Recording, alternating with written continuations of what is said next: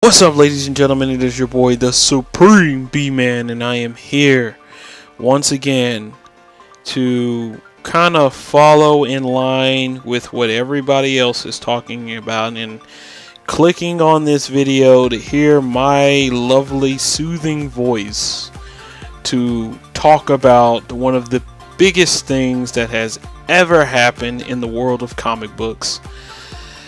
Marvel's getting back the X-Men and the Fantastic Four. I mean, what can I say? I mean, the X-Men and the Fantastic Four might be coming back to Marvel. They might be falling back into the hands of where they were born, back into the homestead of where they once had great stories. They are coming back with open arms. Like, this is the opportunity that everybody in the comic book universe has been waiting for. This is what Marvel fans have been waiting for.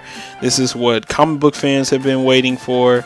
I don't know about the DC fan base because, with the recent talks about the Justice League and all the conspiracy stuff that's going on with that, it's not looking too good, and this only makes them cringe in the idea that the X-Men and the Fantastic Four will be returning back into Marvel's hands. And so, it's a great time to be a comic book fan nonetheless, whether you are DC or Marvel, whatever it may be. You gotta love this stuff. You gotta enjoy this stuff in some type of way. This is a big deal to me.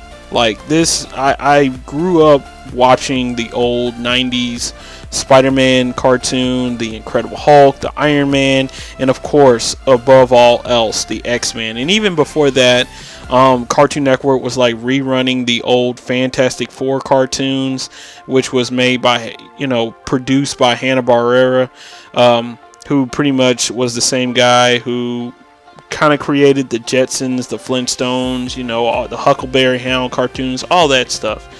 And so I watched all that stuff when it ever rerun on Cartoon Network, and of course I would go to Fox Kids. Yes, ladies and gentlemen, yes to you little boys and you little girls, there was a time where television was good, back when we had the Fox Kids, back when we had Kids WB. We had all that power block on a Saturday morning. I would run, grab me a bowl of cereal, and from 8 to about 12 o'clock in the afternoon, I would watch nothing but good, wholesome cartoon entertainment, from anime to American cartoons, from DC to Marvel. I mean, it was the good times, man. The good times. The 90s, babe.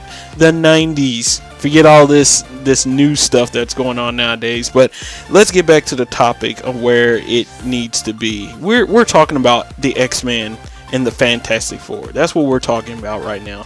We're talking about two of the biggest known, probably the most, just as equally as popular as the Avengers. These guys are very important in the Marvel Universe.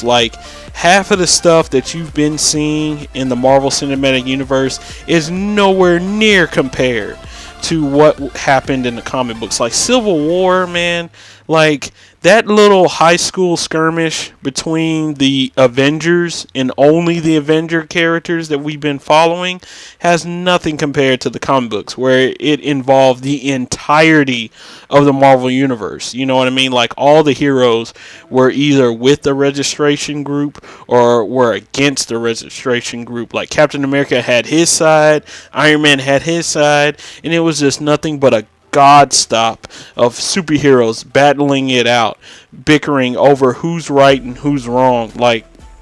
I wouldn't be surprised if this deal does go down, and somewhere maybe another couple of years or so, and the idea of possibly a Civil War 2 comes into the ideas up at the corporation of Marvel or Disney, whoever it may be, both of them. They start thinking about doing a possible Civil War sequel, and I would be 100% down if it involved both, all three factions: the Avengers, the Fantastic Four, and the X-Men. And this, man, dude, And then even after that, man, dude, if I see a poster, and you're probably seeing it right now, the picture of the font, just seeing Avengers versus the X-Men, like, that's money. That is money in the pockets. Like, they would be completely insane to not take this deal. Like, the Fantastic Four is the family that never separates, the family that never truly breaks up. Like, whatever you say about the X-Men, when you hear that about the X-Men, it's the family that never breaks up. They always stick together. They always quarrel with one another at the end of the day. Like, some of them leave, some of them stay within the Xavier Institute. Most of them go off to go do one-shot comic books, and some, end up just disappearing from obscurity. But in most cases, the Fantastic Four has always been Reed Richards, Susan Storm, Ben Grimm, The Thing, and Johnny Storm. It had always been Mr. Fantastic, Miss Invisible, The Thing, and the Human Torch. Like, those four alone are just as equally as important as the entirety of the X-Men. But I'm not saying in like a scale wise which one's more popular. Like, both of them are equally as popular. It all depends on whether you side with the X-Men or you side with the Fantastic Four. But it doesn't matter. The whole point of this video is that the fact that both of them are coming back to Marvel Studios. And so that means not only we could possibly be seeing cinematic movies, which I highly, highly think and highly hope should happen. Like, whatever, like, no offense to the guy. I hear and had talks with other people before on my other videos, like my top 10s and stuff like that, about how Kevin Feige just can't stand the X-Men. I don't know if this is true. I hope that it isn't, that he doesn't want anything to do with the X-Men nor the Fantastic Four, because he is a true blue Avengers guy. Well, honestly and truthfully, the Avengers are only going to hold up for only so long before they start getting stale. I mean, sure, you can reboot them, recast them, and all this other stuff, but it's still going to be told the same thing over and over again. And I don't want to see a reboot. I want the stories to continue. I want Captain America to be able to put up his shield, or to give it off to Bucky, or whatever he's going to do. Whatever happens in Infinity War happens in Infinity War. I'm fine with that. I'm fine with what happens in part 1. I'm fine with what happens in part 2, and whatever movies happen that go on in between those two movies. But I honestly just think that this is the time to put in the Fantastic Four and the X-Men. Implement them slowly and surely. Start talking about them. Talk about Reed Richards. Just bring up the name Reed Richards. Okay, I've been, like Tony Stark starts talking about, I'm in cahoots with this guy named Reed Richards or something like that. Like, we're trying to work on some new subatomic ray gun or something like that. He calls the Anvil or something like that. I don't know what it is. It's pretty silly. Like, just hearing that name would get people out of their seat and start cheering. Like, honestly, they have finalized it. Like, that means the Fantastic Four are in. Or if we hear Peter Parker, like, honestly, Peter Parker is such an important character here, and I'm glad that Marvel was able to get him back. He is such an important character. Back in the 90s Spider-Man cartoon, Peter Parker went on a lovely little trip to the Xavier Institute, where he met the entirety of the X-Men team. Well, not the entirety. Well, not all of the mutants, but just the X-Men team itself. Beast, Storm, Wolverine, Cyclops, Jean Grey, and of course Rogue. Please, oh God, Rogue. Like, Spider-Man and Rogue kind of have this intimate moment a little bit where, she's coming on to him and he's like blushing and stuff like that. And, during the 90s cartoons, Peter Parker was getting around. You know what I mean? I'm not trying to like say anything, but if you look it up, like, Peter Parker, was messing around with just about everybody, every female in the Marvel universe, and if not a certain merc with a mouth too. which I also am going to get into in this discussion, because he also is something that a lot of people have been talking about. But to continue on with Spider-Man, like, Spider-Man has a huge significant role because he gets involved with the Fantastic Four. Like, when he got the black suit, he couldn't figure out how to get rid of the damn thing. And so he went to Reed Richards in the Fantastic Four to try to get rid of the symbiote and get it off of him. At one point in time, Spider-Man was teamed up with Firebird and Iceman, which ended up becoming a TV show called Spider-Man and Friends. And then on top of that, Spider-Man has numerously teamed up with the X-Men characters like Wolverine or even the team itself. So he's worked around the X-Men and the Fantastic Four before.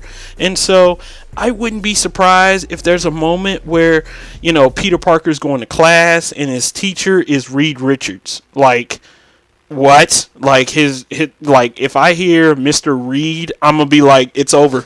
That's it. That's Reed Richards. You know what I mean? Like, it's gonna be crazy, dude. Like, all the stories they can do. Like, they could do a Age of Apocalypse correctly. They could do Onslaught. Oh man, Galactus. Oh jeez, just thinking about it just makes me like grasp an Infinity Stone in my hand, like, just on how powerful of an idea that is. Like, it's crazy, man.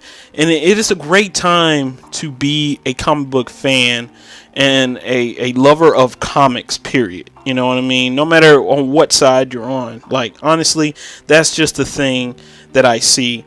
And honestly, there's money to be made. Like I said before, Kevin Feige, and obviously, if the rumors are true about him not really wanting the X-Men or the Fantastic Four, like, honestly, that's something that he's just gonna have to deal with. Because if this deal is finalized and Disney says, yeah, we're gonna buy these guys back because we need them, because people want them, they want to see movies about these guys, they want us to get these guys, I want them to get these guys, and so I want to see that happen, so I can see Avengers versus X-Men, so I can see a correct and well done Civil War like it's supposed to be. You know what I mean? All these stories that has been written and drawn in the comic books all throughout decades in the Marvel Universe, I want to see it done. And with all their characters back, we're not, and like I said down the list, not just movies, but I'm talking about TV series like the Netflix series, or Hulu, Netflix, wherever they want to put their Marvel spin-off shows at, doesn't matter. They can do animations, even though clearly they're not doing that well in the department. DC is kind of destroying them in that department, but they can make a comeback, and we can see that. And then, of course, the comic books, which, the comic books have dictated where the movies lie with these characters, because with the X-Men and the Fantastic Four currently not being part of the cinematic universe, they've been taking a huge backseat in the comic books, and everybody has been wondering, where is the Fantastic Four? Like, of course, Johnny Storm and the Thing went off into other team-up groups. Reed Richards and Susan Storm and their kids went off to some other dimension or whatever. And then, of course, the X-Men have been taking a even further backseat away from everything because Fox owns those characters. And so, it's to me, it's about time that they finalize the deal, figure out what they need to do, what characters they need to grab, or just grab all your characters back. Just get them all back. Don't just get a few. Don't get like, this one character here. Don't get just Wolverine. Get the entire team. Just get them all back. You can use the same cast that was used in First Class, or get you a new set of people to play as those characters, whatever it may be. Maybe Hugh Jackman can come back. I'm not 100% sure on that, even though he did said that he wouldn't play Wolverine unless, he was part of the main cinematic universe, which, if this happens, we might see Hugh Jackman make a big return. Maybe. I'm not saying he will, but maybe. And it's just like this deal. It might happen. It might not happen. But honestly, if this doesn't happen, honestly, it's going to disappoint so many people, including myself. Like, I will make another video about if this whole deal is finalized or not. And, you know, if it doesn't go down, I'm going to be a sad comic book fan. Like, honestly, like, how could you turn away from that? Like, that is the biggest deal in your entire life. Like, you can't turn this down, Disney. You can't turn this down. Marvel, Disney, Disney, Marvel, whatever side it is that's making this deal happen, make it happen. Please, as a Marvel dude, make it happen. Like I said before, I love DC.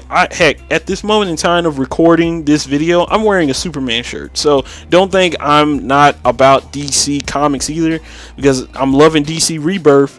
But I honestly would like to see Marvel kind of, you know, bring themselves up to where DC Rebirth is, to where they actually are competitive again. Like, I love the competition. I love that kind of stuff. I miss that kind of stuff. You know what I mean? Where I could watch the X-Men cartoon and then watch Justice League or the Super Friends or whatever. You know what I mean?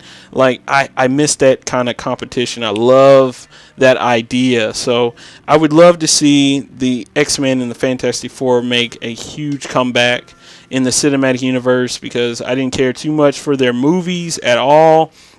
Their glorified X-Men movies that pretty much featured Wolverine in the forefront, almost about 80% of the time, unless he was in there for a cameo, but still it involved Wolverine. Or even their, you know, Fan-4-Stick movie, which completely was a huge flop. And, you know, that's how it got that reputation of being a, you know, Fan-4-Stick movie. That's why people call it that, because it just wasn't that good. And so it is what it is. You have, you know, I know you guys are going to have your opinions in the comments below about the movies, whether you like it or hate them. But honestly, I love them for what they were, for what they tried to do, but it wasn't a solid hit. And that's where we lie at with this huge deal that might come down. And speaking of comments, I have heard and seen a couple of people talk about Deadpool, and that character alone is such a pivotal character for a lot of people, because I consider Deadpool as like maybe as my second favorite Marvel superhero / anti-hero character. I love him. I love his witty wit. I love his funny jokes. I loved everything about Deadpool. I mean, he's Spider-Man, but he's like an R-rated Spider-Man. That's literally what he is. I mean, let's not play around here. I mean, although he's clearly a copycat of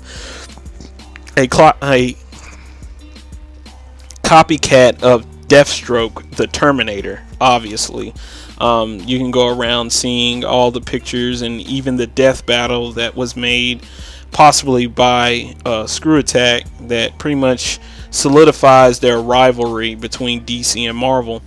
But you know, a lot of people was commenting on a couple of things about how the Deadpool movie could be tarnished because of this deal, and how, you know, Deadpool will not be rated R because, you know, Disney obviously wants to be PG and PG or PG-13. That's as high as they'll go. They won't do R-rated movies or nothing like that, and it's going to ruin the Deadpool movies.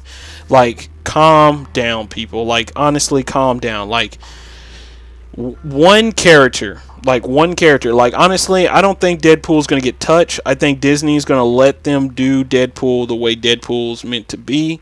And they're probably, after maybe the third Deadpool movie, they might move him on to something else, and they might do something else. And, you know, like, we the people have a voice, and we'll speak it, and we'll say it, and we'll let them know that if they do touch Deadpool in a way that we don't like, we're obviously going to say something. But I don't think they're going to mess with Deadpool. They don't want to have nothing to do with that character. Like, honestly, if he doesn't fit in the mold, if honestly people don't want him touched, then he won't be part of the Avengers or the X-Men or the Fantastic Four movies, you know, until he's done doing whatever it is he's done. Like, Ryan Reynolds will be Deadpool forever, you know what I mean? Like, nobody else is going to fill those shoes. But, you know, yeah, sure, he might have to clean himself up in order to be part of the main universe, you know, cinematic universe. But, I think honestly it's worth it. I think it's worth it. Like, we're getting the X-Men and the Fantastic Four back, which, is a glob of characters that need to come back to our side of the spectrum.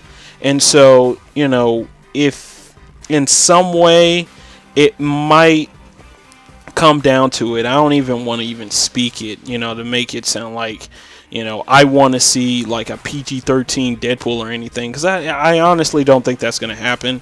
They know how popular the character is, and I don't think they're ever going to mess with him. Like, they got Punisher right now on Netflix. He is basically an R-rated character. Like, they're not going to mess with that.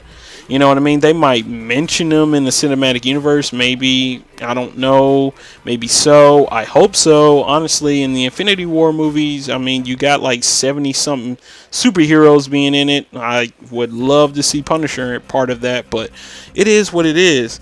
And, I just don't think Deadpool's okay. Like, if Deadpool has to be, like, turned down a little bit in order for him to be part of the cinematic universe, then I'm fine with that. It's not like he cusses 100% of the time in the comic books, and like most of the time in the comic books he's slashing and cutting up people. And even in the cinematic universe, I mean, we get the idea that some people didn't make it. Like, some people got squished, got squashed, got shot, or whatever it may be. You know what I mean? It's not like all of the Marvel Cinematic Universe movies are like cookie cutter, PG rated movies. You know what I mean? They PG-13 for a reason. There's violence, swear words, and all that other stuff, but it's not on the level of, say, a rated R movie. You know what I mean? And I get why a lot of people are really passionate about the Deadpool character. I am the same.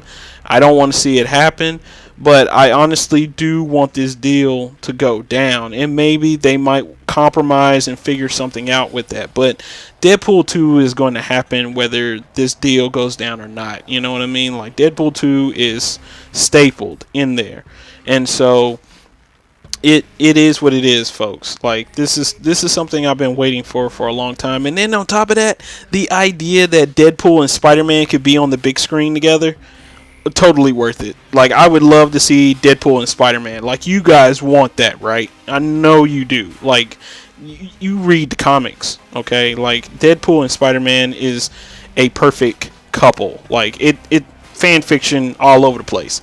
You know what I'm saying? Like, I'm just saying, okay? Like, I think that character is completely fine. He's gonna be okay. He's gonna be all right. Just let this happen. This is only going to happen once in a lifetime. This is the one time that Disney / Marvel, or Marvel / Disney, whatever, will get it right. And I hope that they say, yes, we're going to take these characters, we're going to do what we can with them. As for all the other Fox films that Fox has that obviously they want to throw at Disney, I don't even think they're going to mess with that. I don't think they want to have nothing to do with that. They're like, we just want the Marvel characters. We'll just take that. You can take everything else to some other studio.